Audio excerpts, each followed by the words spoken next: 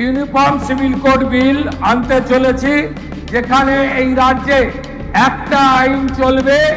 তিনি বলেছেন এটা শ্যামাপ্রসাদের বাংলা, যে শ্যামাপ্রসাদ এক দেশ এক আইন, এক দেশ এক নিশান, এই সমস্ত কথাগুলো বলেছে, সেই বাংলাতে এবার ইউসিসি লাগু হচ্ছে। এই যে এই মুসলমান মহিলাদের 3 তালাকে ছেড়ে দেওয়া, মুসলমানদের একটা অংশ 4টে 5টা 6টা বিয়ে করতে পারে, সেটাকে বন্ধ করা। ধর্মের ভিত্তিতে দুটো বিল চলবে না। শুভেন্দু অধিকারীর এই ভূমিকা নিয়ে অনেকেই বলছেন নায়ক সিনেমার অনিল কাপুরকে দেখছি।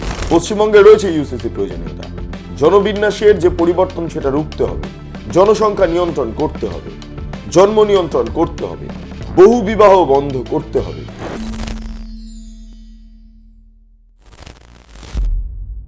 ইউসিসি অভিন্ন দেওয়ানি বিধি, এক দেশ এক আইন, যাই বলুন না কেন এ রাজ্যে লাগু হচ্ছে। লাগু হবে, যেটা আমরা জানতে পাচ্ছি আগামী অগাস্ট মাসে একটি বিশেষ অধিবেশন ডাকা হবে, সেইখানে মূলত এই বিলটি আনা হবে। তার আগে 2 জুলাই এই বিলের খসড়া রাজ্য মন্ত্রিসভায় পেশ করা হবে এবং সেখান থেকে অনুমোদন পেয়ে তারপর এই বিলটা মূলত বিধানসভাতে পেশ করা হবে। কিন্তু এই বিল সংক্রান্ত যে রিপোর্টটা, সেটা তৈরির ক্ষেত্রে নির্দিষ্টভাবে একটি কমিটি গঠন করে দিয়েছেন রাজ্যের মুখ্যমন্ত্রী শুভেন্দু অধিকারী। সুপ্রিম কোর্টের অবসরপ্রাপ্ত বিচারপতি রঞ্জনা দেসাই, তাকে দায়িত্ব দেওয়া হয়েছে।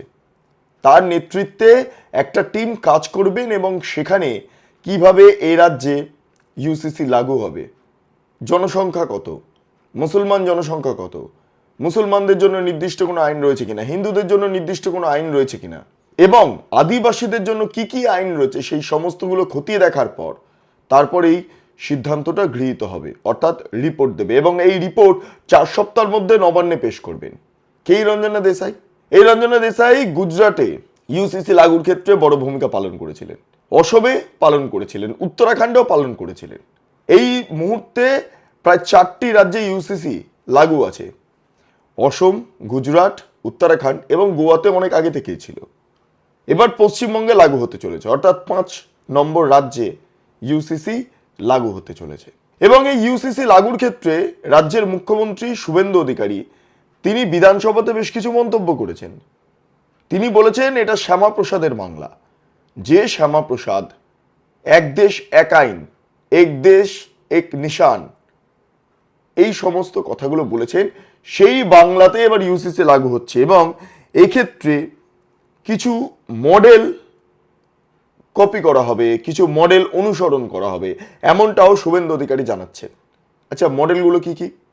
প্রথমত জানিয়ে রাখি, এখানে আমরা দেখতে পাচ্ছি যে অসম ইউসিসি আইন, গুজরাটের ইউনিফর্ম সিভিল কোড বিল 2026, উত্তরাখণ্ড ইউনিফর্ম সিভিল কোড আইন 2024কে ভিত্তি করে পশ্চিমবঙ্গে ইউসিসি সমস্ত যে প্রক্রিয়াটা সেটা কার্যকর হবে। এর পাশাপাশি আরেকটা বিষয় ইম্পর্টেন্ট, সেটা হচ্ছে প্রস্তাবিত যেই আইন তার আওতার বাইরে রাখা হবে আদিবাসী, মূলবাসী, কুর্মী এবং অন্যান্য স্বীকৃত প্রাচীন জনজাতি সম্প্রদায়কে। এটা অসমেও রাখা হয়েছে।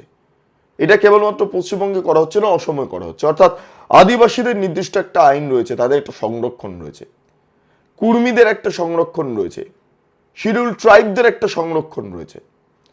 তাতে কোনো রকম কোনো প্রভাব ফেলা হবে না, এই আইন কোনো প্রভাব ফেলবে না।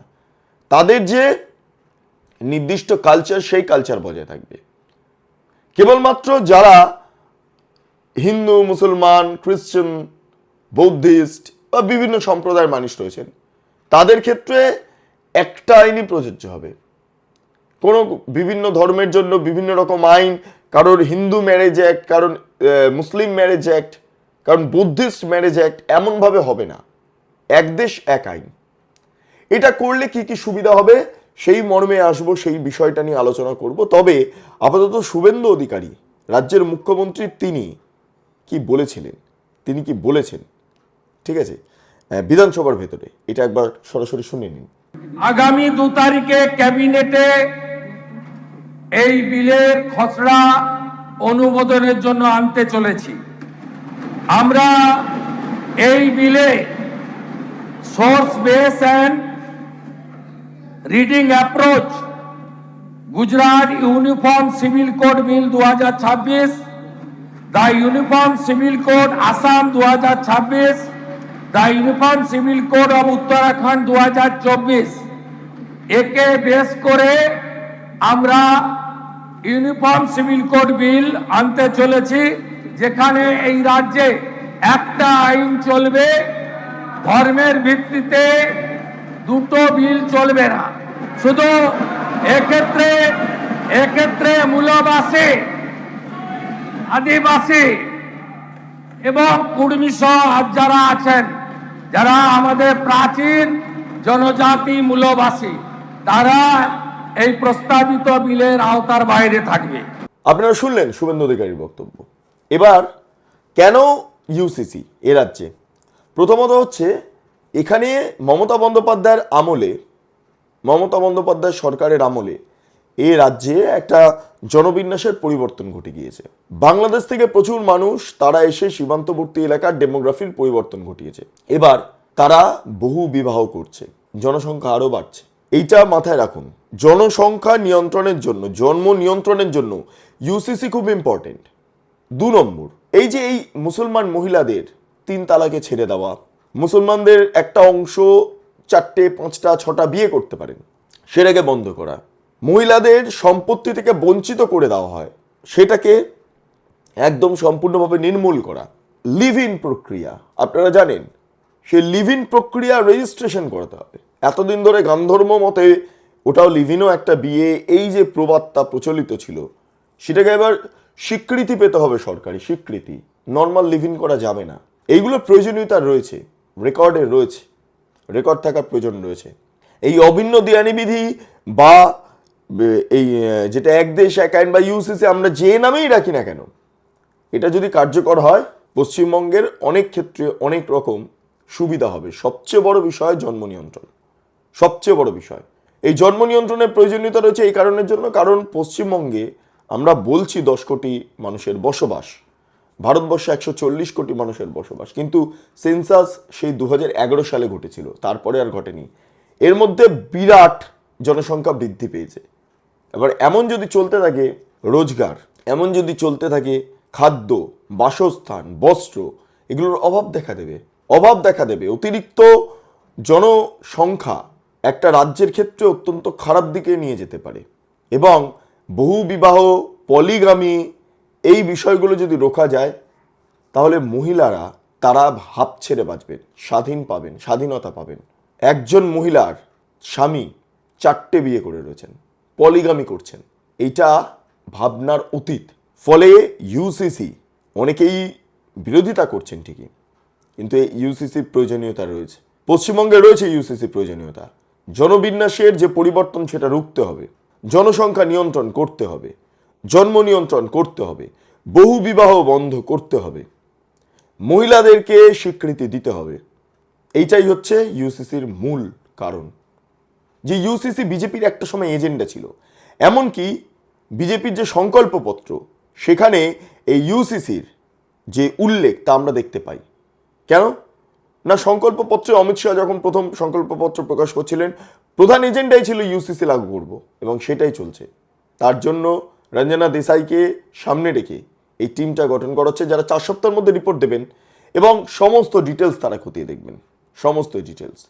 শুভেন্দু অধিকারীর এই ভূমিকা নিয়ে ইতিমধ্যে রাজনৈতিক মহলে তো নানা আলোচনা শুরুই হয়ে গিয়েছে।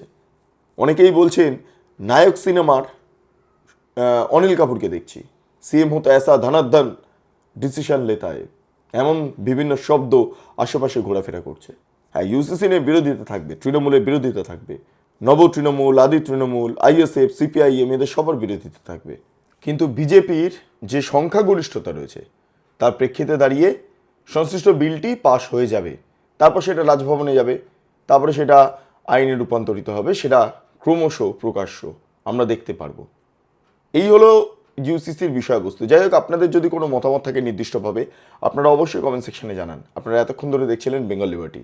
চ্যানেলটি অবশ্যই ভালো লাগলে লাইক করুন, সাবস্ক্রাইব করুন, শেয়ার করুন, বেল আইকন ক্লিক করুন, www.bengalliberty.com, সেখানে ক্লিক করুন, সমস্ত খবর আপনাদের জন্য সাজানো রয়েছে। পাশাপাশি আরও দুটি YouTube channel, Bengal liberty live, Bengal liberty news. সংশ্লিষ্ট দুটি ইউটিউব চ্যানেলে আপনারা প্রবেশ করুন, লাইক করুন, সাবস্ক্রাইব করুন, শেয়ার করুন, বেল আইকন ক্লিক করুন। স্বাধীন কাঁচিন এবং গেরিলা সাংবাদিকতার পাশে দাঁড়ান। অসংখ্য ধন্যবাদ।